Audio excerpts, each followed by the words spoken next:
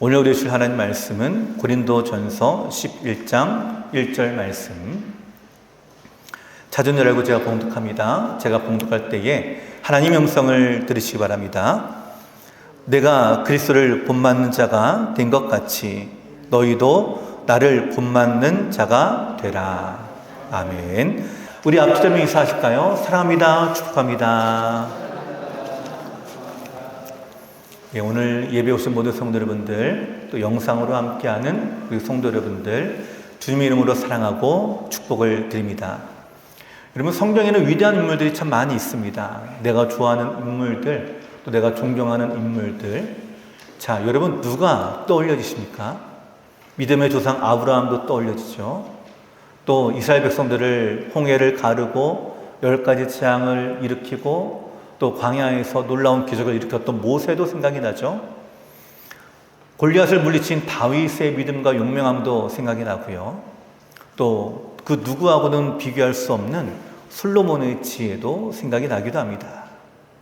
자, 성경에 위대한 인물들이 너무나 많이 나오고 있습니다. 위대한 인물들이 많은 기적들, 사건들을 일으켰고 그 사건의 중심들인데요.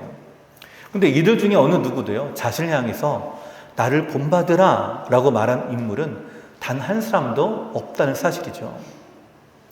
여러분, 이 말씀을 하신 분은 딱 한 분 계십니다. 바로 우리 예수님이십니다. 나를 따르라. 나를 따르라. 여러분, 나를 따르라는 말이 어떤 뜻일까요? 나를 본받아서 내가 걸어간 길을 함께 따라와라 라고 하는 거죠. 마가복음 2장 14절에 또 지나가시되 알페의 아들 레위가 세관에 앉아있는 것을 보시고 그에게 이르시되 나를 따르라 하시니 일어나 따르니라. 레위에게도 말씀하시는 나를 따르라. 그 자리에서 일어나서 나를 따라라. 요한복음 1장 43절에는요 빌립에게 말씀하십니다.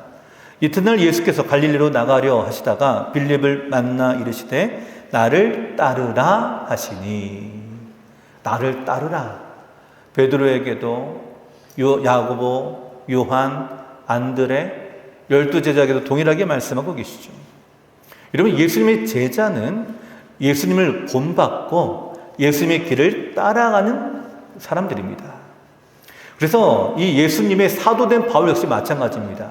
나도 그 길을 똑같이 따라가는 제자다, 사도다. 그리고 오늘 본문에 그와 같이 동일하게 말씀하고 있죠. 자, 오늘 본문 1절 말씀 같이 한번 읽어보실까요? 자, 함께 읽겠습니다. 시작. 내가 그리스도를 본받는 자가 된 것 같이 너희는 나를 본받는 자가 되라. 아멘. 자, 여기서 나를 본받는 자가 되라 라고 말하는데, 그러나 사실 자기를 본받는 것이 아니라 누구를 본받으라고 하는 걸까요?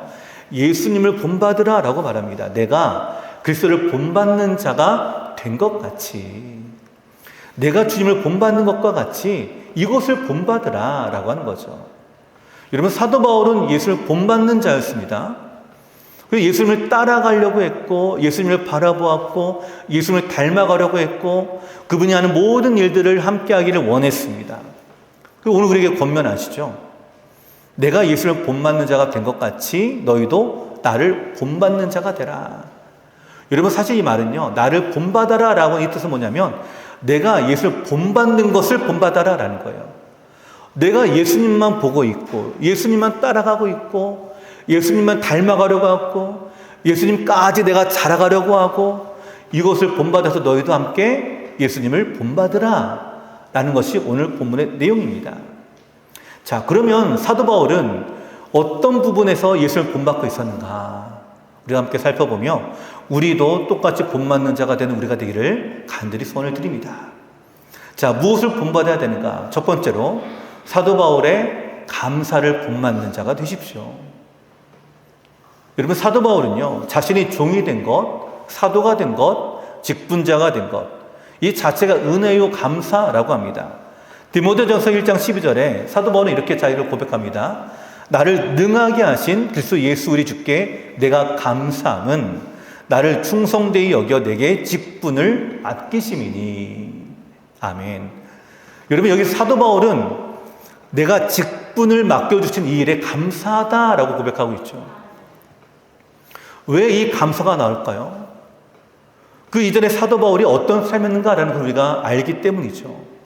여러분, 예수님을 박해했던 사람, 비방했던 사람, 심지어는 폭행자였다라고 자신을 얘기합니다. 예수님을 믿는 사람들을 잡아다가 옥에 가두고 협박을 일삼고 핍박을 하고 또 그들을 고문하기도 하고 매질하기도 하고, 이게 사도 바울의 이전의 모습이었습니다. 그래서 사도 바울은 자신에서 이렇게까지 고백하는 거죠. 디모데전서 1장 15절에 보면 내가 왜 여기에 감사하는가? 미쁘다 모든 사람이 받을 만한 이 말이요, 그리스도 예수께서 죄인을 구원하시려고 세상에 임하셨다 하였도다. 죄인 중에 내가 괴순이라. 여러분, 여기 괴수라고 하는 말은 원래 의미에 따라서 우두머리라고 하는 뜻입니다. 나는 죄인 중에 대장이었다, 나는 죄인 중에 우두머리였다라고 하는 뜻이죠. 그만큼 나는 예수님을 대적하던 사람이었다, 나는 예수님께 원수된 사람이었다, 나는 잘못된 삶을 살고 있었던 사람이었다. 근데 이런 나를 주님이 사랑하셨어요. 나에게 긍휼을 베푸십니다. 죄인을 사랑하시는 본으로 삼으셨고 그런 나를 사랑하시고 구원하셔서 직분까지 주셨다라고 말씀합니다. 이것 때문에 내가 감사하다라고 말씀하고 있는 거예요. 여러분, 그래서 사도 바울은 한평생 이렇게 중얼거리며 살았을 것입니다. 내가 죄인인데, 내가 죄인 중에 괴수인데 왜 예수님이 나를 부르셨을까? 내가 이런 죄인인데 왜 나를 일꾼으로 삼으셨을까? 나는 깨어질 질그릇과 같은 자인데 왜 나를 버리지 않고 지금 나를 사용하고 계실까? 아마 자신을 부르신 그 하나님의 부르심과 또 이 복음의 사명을 맡기신 사도로의 직분을 주신 그 은혜에 그는 묵상하고 중얼거리고, 여러분, 그러면서 하나님께 무한한 감사를 하나님께 드리지 않았을까요? 사도 바울은 말합니다. 내 일평생 이렇게 된 거 주님의 은혜입니다. 그래서 내가 감사함은이라고 말하고 있죠. 내게 직분을 주신 것이 감사하고, 구원하신 것도 감사하고, 은혜를 주신 것도 감사하고. 여러분, 이 감사의 고백과 감격이 오늘 사도 바울의 모습입니다. 오늘 우리가 이 모습을 본받게 되기를 전 간절히 소원합니다. 나를 구원하신 것에 대해서 내가 늘 감사하는 것. 이런 나를 주님께서 장로로 삼아주시고 권사로 삼아주시고 안수집사로 세워주시고, 사실 우리가 주님 앞에 서면 자격 없는 나인데 이 자격 없는 이 죄인을 어찌 은혜를 베푸시고 이와 같이 영광을 받으신 자리까지, 이 귀한 은혜 자리까지 나를 세워주고 계시는가? 이런 막달라 마리아를 한번 생각해 보십시오. 그가 처음 예수를 만났던 장면은요, 가늠하다가 붙잡힌 바로 그 현장이었어요. 사람들은 이 여인을 예수께로 데려갔습니다. 그리고 물어봅니다. 예수님, 가늠하다 잡힌 이 여인을 율법에는 돌로 치라 명하셨는데 예수님 어떻게 할까요? 그러자 예수님 말씀하시죠. 너희 중에 죄 없는 자가 먼저 돌로 치라.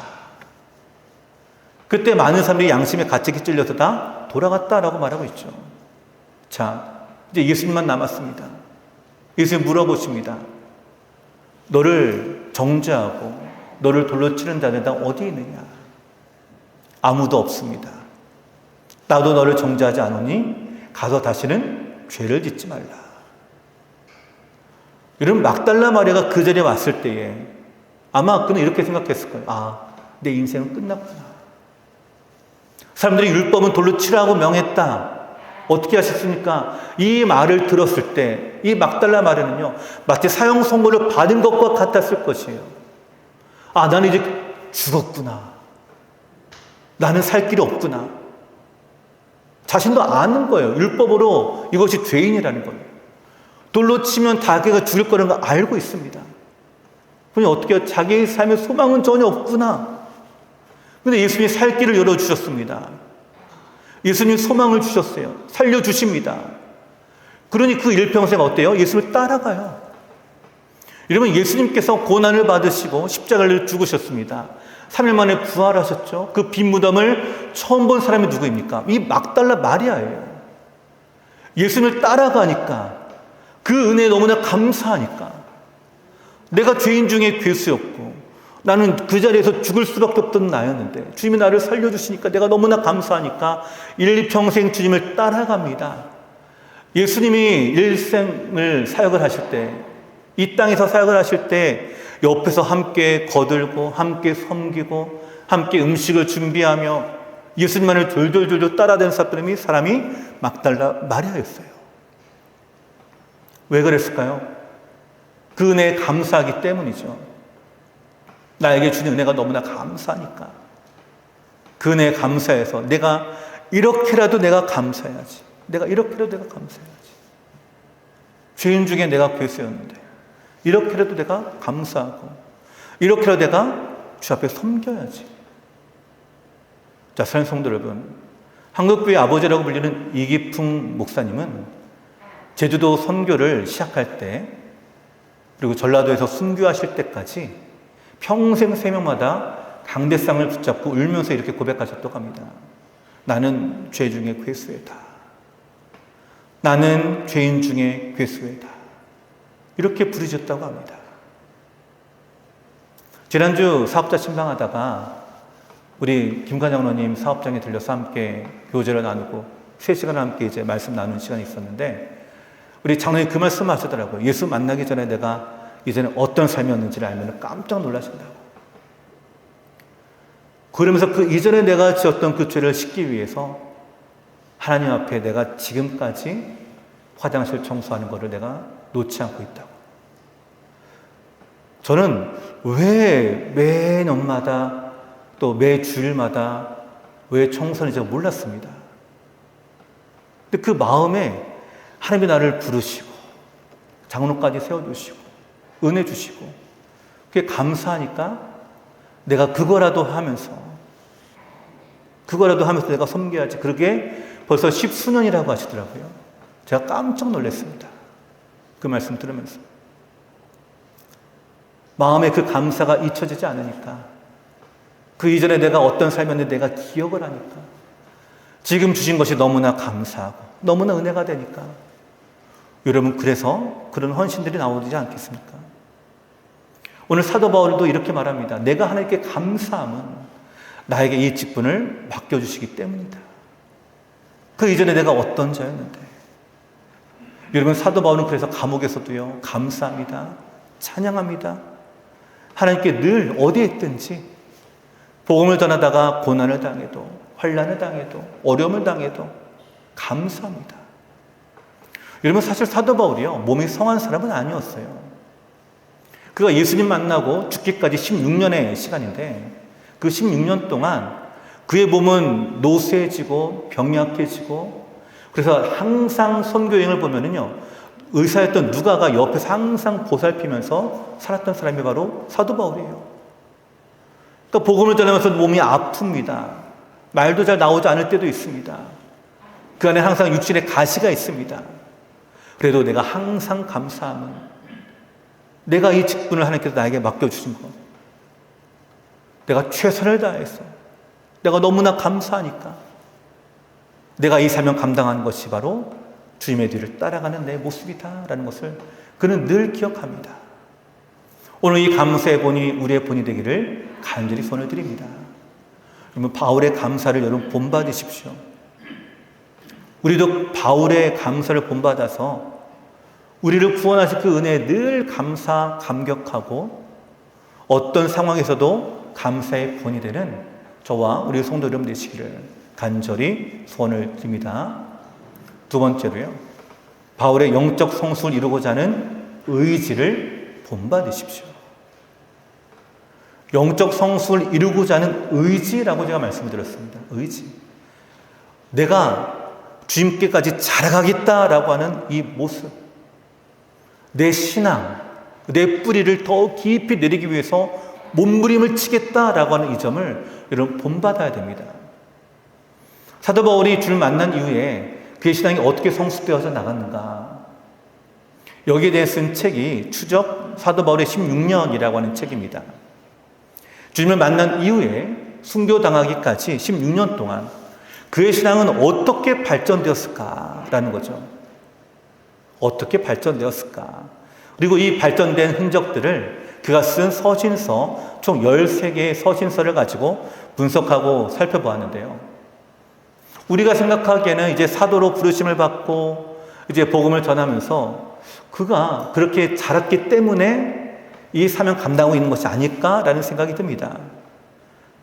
근데 그동안 사도 바울이 어떻게 영적으로 성숙되었는가, 어떻게 그가 자라갔는가, 이런 그 흔적들을 함께 보기를 원하는데요. 이 책에서는 이렇게 연대기 순서를 표현하면서 초기에는 어떤 내용이었는지, 중기에는 어떤 내용이었는지, 후기에는 어떤 내용인지를 구분해서 사도 바울의 영적인 성숙과 신앙이 어떻게 발전했는가를 우리한테 보여주고 있죠. 자, 자기 자신의 신앙과 정체성에 대해서 사도 바울이 쓴 서신서를 보니까 이렇게 영적으로 발전되더라 라고 하는 거예요. 자, 초기 편지는 이렇게 표현합니다. 야, 나는 사도 중에 사도란 말이야. 나는 사도 중에 사도요 라고 하는 거죠. 사도 중에 사도라는 말이 뭘까요? 제자들 중에서도 나는 뛰어난 사람이다 라고 하는 뜻이죠. 내가 예수님께 부름을 받았고 다른 제자들은 없는, 내가 어려서부터 할례를 받았고 히브리인 중에 히브리인이고 바리새인 중에 바리새인이었고 율법을 내가 통달했고 구약의 말씀의 율법들을 내가 다 알고 있고 거기에 내가 주님 주신 그 말씀까지도 내가 섭렵해서 나는 이런 사람이야 라고 하는 거예요. 여러분, 근데 중기 편지는 뭐라고 표현하고 있다고요? 나는 성도요, 일꾼이요, 갇힌 자입니다. 내용이 좀 바뀌고 있죠. 나는 사도다 라고 말하고 있다가 나는 일꾼입니다. 계속 그냥 띄워주세요. 일꾼입니다 라는 거예요. 그러다가 후기에는 어떻게 표현하고 있냐? 나는 죄인 중에 괴수입니다 라는 거예요. 나는 죄인 중에 괴수입니다. 우리 생각에는 오히려 반대가 돼야 되지 않을까요? 영적으로 우리가 깨어날 때 나는 죄인 중에 괴수였고 그러다가 내가 주의 일꾼이 되고 그러다 우리가 이제 사도가 되는 것이 우리가 생각하는 모습 아닌가요? 이것이 신앙의 성숙과도 같은데 오히려 사도 바울은 이렇게 자신의 영적인 성숙을 이렇게 드러내면서 우리 가운데 메시지를 주고 있습니다. 처음에는 내가 사도다라고 했다가 두 번째는 좀 겸손하게 일꾼이라고 했다가 지금은 죄인 중에 괴수입니다. 후기 편지에 첫 번째, 두 번째 선교 여행을 통해서 그 많은 교회를 일으키고 그 많은 사람들에게 복음을 전하고 그 큰 업적을 일으킨 사람이, 그래서 내가 사도 중에 사도다라고 자랑할 수 있을 만한 사람이 마지막에 표현하는 말은 이거예요. 나는 죄인 중에 괴수입니다. 영적인 성숙이 어떻게 이루어졌는가가 눈에 보이지 않습니까? 다른 사람을 향한 태도에 대해서는 이렇게 성숙했다고 분석하는데요. 초기 편지는 이렇게 말합니다. 야, 너희들 왜 그 모양이야? 라고 질책하고 견책합니다. 그러다 중기 편지는 이렇게 표현해요. 우리는 예수 안에서 하나입니다. 그러다 후기 편지에는 모든 것을 하나님께 맡기고 탓하지 않아요. 그의 성품이 점점점 변화되는 것이 여러분 느껴지지 않나요? 야, 왜 너희들 그 모양이야? 라고 지적하고 견책하다가 자, 우리는 주 안에서 하나야? 라고 보듬어 주다가 이제 하나님께 모든 것을 맡기고 탓하는 것이 아니라 오히려 중보하고 기도하며 사랑으로 보담아주는 바로 그 성숙한 모습. 여러분, 감사를 주제로 했을 때 그의 마음은 이렇게 바뀌었다고 합니다. 초기 편지는요, 감사에 대해서 뭐 때문에 감사합니다 이거였어요. 뭐 때문에 감사합니다. 이렇기 때문에 내가 감사합니다. 근데 중기 편지에는 예수님을 힘입어 범사에 감사합니다. 여기까지만 와도 아주 놀라운 은혜 아닙니까? 근데 후기 편지 보니까 감사함으로 받으면 버릴 것이 하나도 없습니다. 뭐 때문에 감사하다가 성숙해지니까 예수님만 보게 되고 거기서 더 성숙해지니까 뭐든지 하나님의 다 은혜고 모든 것이 받으면 버릴 것이 없는, 여러분 사도 바울이 영적으로 어떻게 성숙하고 있는가가 여러분 느껴지지 않습니까? 16년 동안 그가 예수님을 닮아가기 위해서 예수님을 바라보면서 내가 예수님과 같이 되기를 소망하는 마음으로 그렇게 몸부림을 치면서 나아갔던 그 모습이 바로 사도 바울의 모습이었어요. 제가 이 모습을 보면서 제가 제 안에 큰 도전이 되면서 저 자신에 대해서 돌아보게 됐습니다. 제가 태어나면서부터 교회에서 신앙생활을 했고 모태신앙으로 50년 이상을 제가 교회에서 신앙생활을 했는데 내가 얼마나 내 신앙 성숙에서 내가 몸부림을 치고 있는가. 나는 어떤 자리까지 나아가고 있는가 돌아보니까요. 너무나 비교가 되더라고요. 사도 바울은 16년 동안 그렇게 몸부림을 치고 그렇게 집중하면서 그렇게 자라가려고 노력했는데 나는 지난 50년 동안 뭐 했는가? 그냥 그 자리에 내가 좀 된 줄 알고 그냥 안주해버리고 그래서 이 정도면 되지 않았는가? 그래도 내가 이 정도면 그래도 훌륭한 신앙인 아닐까? 그냥 나 스스로 그냥 그렇게 위로해버리고 나 스스로 그냥 그렇게 인정해버리면서 그러면서 지금까지 이렇게 지나왔던 건 아닐까? 내 안에 이런 몸부림이 있는가? 내가 더 성숙해지기 위해서 내가 더 믿음의 뿌리를 내리기 위해서 나는 지금 뭐하고 있는가? 돌아보니까 너무나 자신이 부끄럽습니다. 사도 바울이 그래서 그렇게 힘들게 몸부림을 치면서 자라왔기 때문에 우리가 눈에 보이게도 이런 성숙이 임하고 있구나. 나는 지난 50년 동안 그 교회 안에 머물다라고 하면서 어떤 성숙을 이뤄가고 있었던가. 순간순간 혈기가 나오고 있고 순간순간 말로 상처를 주고 순간순간 예수님보다 나를 먼저 더 생각하게 되고 너무나 부끄럽더라고요. 오늘 이 모습이 우리에게 도전이 되기를 간절히 소망합니다. 사도 바울은 예수님을 본받기 위해서 몸부림을 칩니다. 그 몸부림을 친 것이 뭘까요? 말씀과 기도였어요. 데살로니가서 1장 2절에 보면 사도 바울은 이렇게 고백합니다. 우리가 너희 모두로 말미암아 항상 하나님께 감사하며 기도할 때에 너희를 기억하는 기도했다라고 말하고 있죠. 항상 기도했다. 항상 하나님께 감사하며 기도했다. 여러분 누가 떠올리시죠? 예수님이 떠올려지시죠. 성경에 보면 예수님께서 매일 새벽 습관으로 일어나서 새벽마다 산에 올라가 기도하셨습니다. 아무리 피곤해도 아무리 몸이 지치고 힘들어도 그 기도의 시간을 포기하지 않습니다. 그 삶의 습관이 되어주신 거죠. 그러기에 사도 바울도 그 본을 받는 거예요. 복음을 전하면서 여러분 얼마나 바쁠까요? 여러 곳을 다니면서 얼마나 바쁠까요? 그럼에도 불구하고 예수님처럼 기도하기에 힘썼다라고 말합니다. 항상 내가 하나님께 감사하며 기도했다. 뿐만 아니라 어디에 가든지 말씀을 전합니다. 기도해서 말씀을 늘 붙들고 살았던 거죠. 그 말씀을 통해 복음을 증거하던 예수님이셨기 때문에 그 본을 받아서 사도 바울도 똑같은 모습이에요. 여러분 사도행전의 말씀을 보면 사도 바울은 가는 곳마다 말씀을 가르쳤다라고 말합니다. 전하는 것과 가르치는 것은 차이가 있습니다. 전하는 것은 뭐예요? 복음을 전하는 것. 그 사람이 믿을 수 있게끔 도와주는 거다라고 한다면 가르치는 것은요, 영적인 성장을 이루기 위해서 더 힘을 쓰고 더 애를 쓰는 거예요. 사도 바울은 말씀을 가르쳤다라고 말씀합니다. 말씀을 가르쳤다. 그리고 이것이 바로 예수님이 우리에게 주시는 사명이기도 해요. 마태복음 28장 19절 20절에 보면 우리가 너무나 유명한 말씀이 있죠. 너희가 모든 민족으로 제자를 삼아 아버지와 아들과 성령 이름으로 세례를 주고 내가 너희에게 분한 모든 것을 가르쳐 지키게 하라. 가르치라라고 말씀합니다. 여러분 말씀을 가르치십시오. 나 같은 사람이 어떻게 말씀을 가르칠 수 있습니까? 라고 반문하실 수가 있겠지만 여러분 그것이 아닙니다. 가르쳐야 하니까 말씀을 준비하게 되고요. 가르쳐야 하니까 공부하게 되고요.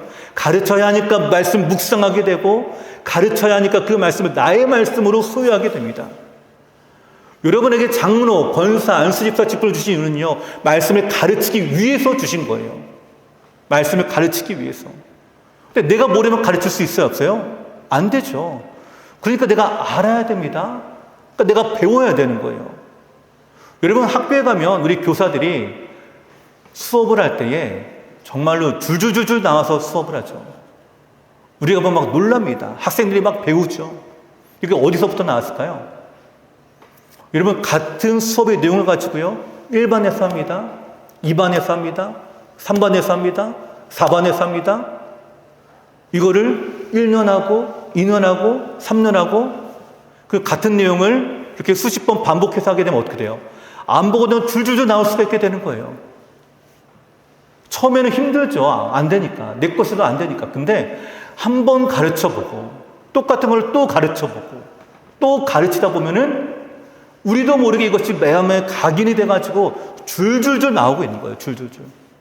여러분 사도 바울이 1차 선교여행, 2차 선교여행, 3차 선교여행 다니면서 각 그 교회마다 가르치면서 가르쳤던 내용이 다 달랐을까요? 가르치는 내용들이 한결같습니다. 하나님의 말씀이에요.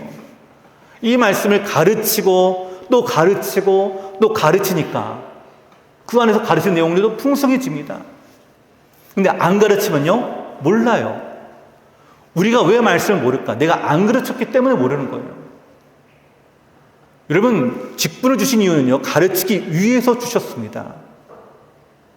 내년에 우리가 성경대학을 하려고 합니다. 바이블계 성경대학을 하려고 하는데요. 아, 난 배웠어. 하시는 분들, 예, 수료하신 분들, 졸업하신 분들, 저는 권면합니다. 또 들어오십시오. 왜요? 배웠으면 그럼 가르쳐야 되는데. 저는 소망이 이거예요. 배워서 가르칠 수 있는 자리까지 올라오게 되는 거. 그래서 가르칠 수 있는 사람이 되는 거. 그래서 우리가 성도들에게 가르칠 수 있는 자리까지 성장해 나가는 거. 그러기 위해서 와서 배우라라는 거예요. 제가 이 바이블키를 지난 전에 있던 교회까지 제가 사역을 했을 때 3학기 과정으로 1년 반 과정입니다. 제가 졸업한 기수를 제가 떠올려 봤어요. 떠올려 보니까 제가 몇 번 한 줄 아십니까? 처음부터 끝까지 쭉 한 게 적어도 5번 이상입니다. 처음에는 이거 강의하기 위해서 이거 준비하고 이거 준비하고 이거 준비하고 너무나 바빴어요. 지금은 어떨까요? 지금은 머릿속에서 그냥 다 나와요. 이거 하면 이거, 이거 하면 이거 나와요. 왜 그럴까요? 5번이나 반복해서 했으니까 더 익숙해지는 거예요, 저에게. 이런 말씀을 배우고 가르치는 일에 용기를 내십시오. 두려워하지 마십시오. 바울의 영적인 성장은 그냥 일어난 것이 아닙니다. 예수님이 기도와 말씀에 힘을 쏟으셨고, 그리고 사도 바울은 그 본을 그냥 받은 거예요. 그래서 말씀에 순종하고, 말씀을 따라가고, 말씀을 가르치려고 노력했던 것이 사도 바울이고요. 또 사도 바울은 기도하기에 힘을 쏟았습니다. 그래서 그 본을 받아서 우리도 말씀에 집중하고 기도에 집중하는 거예요. 계속. 내년에도 우리 말씀 통독 계속 할 겁니다. 말씀을 계속 듣고 도전하기 위해서. 내년에도 기도에서 계속 이루어 나갈 겁니다. 중보 기도실에서. 예배를 위한 우리 중보 기도 모임을 통해서. 우리 부모님의 카톡 성품 기도. 우리 들어오시는 분들 계시죠? 새벽에 그냥 습관적으로 그냥 아멘, 아멘 딱 올리시죠? 그 자리에 1분, 2분이라도 마음을 잡아 기도한다면 그 기도는 그 아이들에게로 향하게 될 것입니다. 금요부흥의 새벽 기도에 우리가 기도의 시간에 힘을 쏟게 되면 분명히 놀라운 역사가 저는 일어나게 되는 줄로 저는 믿습니다. 왜 우리가 이렇게 힘들게 해야 될까요? 예수님이 그렇게 하셨어요. 예수님이. 쉬어도 된다라고 하는 것이 아니었어요. 사도 바울이 그렇게 했습니다. 그러니 본받는 우리도 똑같이 본을 받는 거예요. 우리가 그렇게 행해야 되는 거겠죠. 오늘 우리가 사도 바울의 본받아서 말씀과 기도에 더욱 힘을 쏟기로 결단하며 몸부림을 쳐서 이 사도 바울이 가지고 있는 영적 성장을 이루기 위한 이 의지를 본받는 우리 성도 여러분 되시기를 간절히 소원을 드립니다. 세 번째로 사도 바울의 복음에 대한 열정을 본받으십시오. 여러분, 사도 바울은 과거에 예수 믿는 사람을 핍박하고 또한 박해하는 사람이었습니다. 하지만 다메섹 도상에서 이를 만난 이후에 그의 삶은 변화가 되었습니다. 바로 복음을 전하는 자로 변화가 되었죠. 고린도전서 10장 32절 33절에 그는 이렇게 고백합니다. 유대인에게나 헬라인에게나 하나님의 교회나 거치는 자가 되지 말고, 거치는 자, 자기가 이전에 거치는 자가 되었었다라고 하는 거죠. 복음을 전하는데 거치는 자가 되고 걸림돌이 되었었지만 그렇게 되지 말라라고 하는 것이에요. 나와 같이 모든 일에 모든 사람을 기쁘게 하여 사람의 유익을 구하지 아니하고 많은 사람의 유익을 구하여 그들로 구원을 받게 하라. 그러면 사도 바울은 자신의 유익을 구하지 아니하고 많은 사람의 유익을 구하여 그들로 구원을 받게 하는 것이 그의 삶의 목적이었습니다. 그러다 보니까 사도 바울은 자신이 먼저 나가서 복음을 전하면서 할 수만 있으면 누구든지 예수님을 영접하게 하고 구원을 받게 하는데, 여기에 사로잡혀 있었던 사람이 사도 바울이었어요. 예수님이 바로 그랬죠. 가는 곳마다 복음을 전하고 복음을 가르쳤던 것처럼 사도 바울 역시 마찬가지입니다. 어떤 어려움이 있어서, 어떤 핍박이 있어도 감수한 거죠. 사도행전 16장에 보시면 바울과 실라가 빌립보에서 복음을 전하는데, 그가 귀신 들린 한 여종을 그가 예수의 능력으로 고칩니다. 일로 인해 그 주인이 고소하게 되고 그는 관리들에게 매를 맞고 감옥에 들어가게 돼요. 밤중에도 그들의 고통 중에 감옥에서 기도하며 하나님께 찬양합니다. 그때 아주 놀라운 일들이 일어납니다. 지진이 일어나게 되었고, 옥토가 흔들리게 되었고, 옥문이 열려지게 됩니다. 심지어 그들의 발에 채워졌던 착고가 풀려나게 돼요. 그 안에는 많은 죄인들이 다 도망을 가게 되었습니다. 자, 이런 일들이 일어나니까 그 간수가 자결하려고 합니다. 근데 사도 바울이 도망은 안 가요. 오히려 이 간수를 찾습니다. 그리고 이 간수에게 말하면 그리하지 말라, 자결하지 말라라고 하는 거죠. 근데 이 간수가 물어봐요. 그럼 내가 어떻게 해야 됩니까? 그때 사도 바울이 이 말씀합니다. 사도행전 16장 31절 32절이에요. 이르되 주 예수를 믿으라. 그리하면 너와 내 집이 구원을 받으리라 하고 주의 말씀을 그 사람과 그 집에 있는 모든 사람에게 전하더라. 여러분, 자기 유익을 위해서 생각한다라고 한다면 사도 바울은 감옥에서 도망간 사실 죄인입니다. 그럼 당연히 도망가야죠. 자기 이익을 위해서. 자기의 자유를 찾아서 도망을 가야죠. 그 자리에 있어서는 안 됩니다. 근데 사도 바울이 도망을 안 가요. 그 자리에 있습니다. 왜요? 그 가정에 그 많은 사람의 유익을 위해서 복음을 전할 기회로 여기고 그 자리에 남아있는 거예요. 이게 바로 사도 바울의 모습이었습니다. 때를 얻든지 못 얻든지 이 복음을 전하기 위해서, 이 사명 감당하기 위해서 애쓰고 힘쓰며 그렇게 살았던 사람이 사도 바울이었습니다. 그리고 오늘 우리가 이 사도 바울의 이 구령의 열정, 이 복음에 대한 열정을 우리가 또한 본받아야 합니다. 올해 우리가 40주년을 맞이하며 함께 비전을 나누었던 거 여러분 기억나십니까? 선교의 비전 4가지. 이러면 이건 우리가 줄줄줄 나와야 됩니다. 이제 첫 번째 누구를 대상이죠? 잃어버린 영혼에게 복음을 전하는 비전이죠. 두 번째는 상처 입고 아픈 영혼들을 치유하고 회복하는 비전. 세 번째는요, 미전도 세대, 우리 청소년들을 선교하는 비전. 네 번째는 열방을 향해 복음을 선교하는 비전. 이게 4가지 비전. 그럼 이 비전의 발걸음을 내년에는 한 발자국 디디려고 하는데요. 저희도 작은 교회지만 더 작은 교회들이 있죠. 미자립 교회들, 또 우리 농어촌 교회들, 그 연약하고 힘이 없는 그 교회들, 우리가 방문하고 또 그들과 함께 그 교회의 전도주일로 함께 섬기면서 우리가 미자립 교회 아웃리치를 지금 기도하고 있습니다.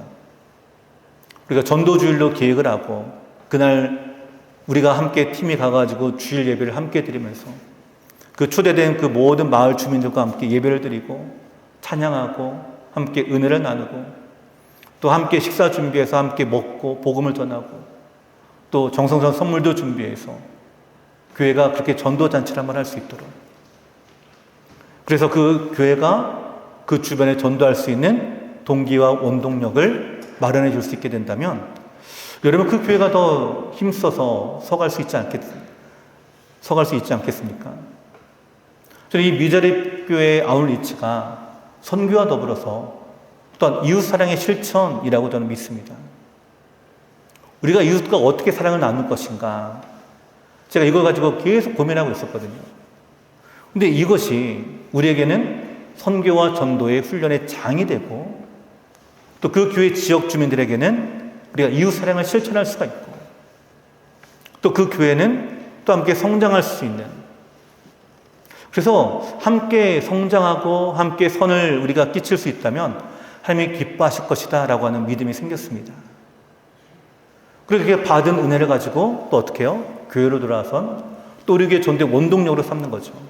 또 함께 전도하고 우리가 가을에 또 행문하는 전도지를 준비해서 또 우리도 함께 부흥하는 밑거름이 되게 하는 거예요. 이러면 내년에 이 귀한 선교의 비전에 함께 할 수 있는 성도 여러분 되시기를 저는 간절히 소원을 드립니다. 여러분 그 자리에 함께 하십시오. 도전을 받으시고 함께 나아가십시오.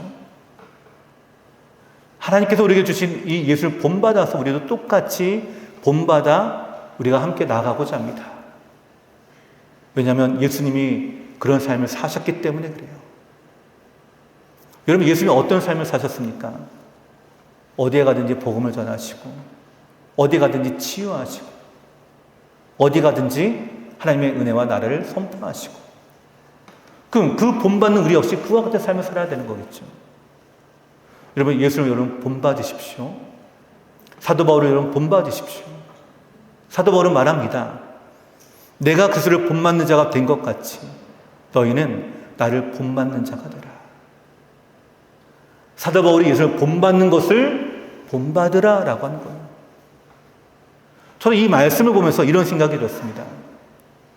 우리가 이렇게 말할 수 있는 사람이 과연 얼마나 될까? 우리 자녀들에게 내가 주님을 본받는 것처럼 너도 나를 이렇게 본받아서 주님 본받아라. 저는 이렇게 당당하게 내가 주님을 섬기고 내가 지금도 자라가고 있고 내가 지금도 주님을 본받고 있으니까 너희도 나를 본받아서 주님을 본받아가라. 우리 자녀들에게 또 우리 다음 세대에게 이렇게 당당하게 말할 수 있는 우리가 되기를 저는 간절히 소원을 드립니다. 다음 세대에 이렇게 말할 수 있는 우리의 모습들. 그래서 내가 지금 나의 믿음, 내 본을 본받아라. 본받을 만한 어른들, 본받을 만한, 믿을 만한 그 어르신들. 우리 교회에 그렇게 나아간이 있다면 얼마나 좋을까요? 본받을 만한 그 모델과 그 멘토가 있다라고 하는 거. 제 안에 가장 큰 아쉬움 중에 하나가 바로 그런 모습이기도 합니다. 제가 신학 공부를 시작하게 되면서부터 계속해서 함께 보고 일면식도 없지만 그러나 마음으로 본받고 싶었던 목사님이 계시거든요. 지금은 돌아가셨던 온누리교회 하용조 목사님이신데 그분의 말씀만 들어도요. 아, 그분이 어떤 삶을 사시는지 일주일에 2번씩 신장 투석을 하시고 근데도 주일마다 서가지고 말씀을 전하시는데 그 말씀에 힘이 있고 복음을 전하기 위해서 애를 쓰시고 그래서 저도 그 꿈을 꾸면서 좀 바라보면서 그렇게 목회의 꿈을 키워왔었는데 근데 돌아가시고 나니까 제 마음이 너무나 허무해지더라고요. 나는 이제 또 누구를 본받아서 또 가야 될 것인가. 여러분 오늘 우리가 그 모델이 되기를 간절히 소망합니다. 그 모델이 이제 내가 되어서 내가 우리 자녀들에게 우리 후배들에게 그 본받는 그 모델 신앙의 그 모델이 되셔서 우리 다음 세대 또 다음 세대가 이 신앙의 유산을 이어간다고 한다면 이것이야말로 가장 큰 은혜와 복이 아니겠습니까? 우리는 예수님을 본받고 그 모습을 또 본받아서 다음 세대가 또 예수님을 본받게 되는 이런 신앙의 놀라운 역사와 은혜가 우리 가정에도 임하게 되고 우리 교회도 함께 임하게 되는 저와 우리 성도 여러분 되시기를 간절히 축원을 드립니다.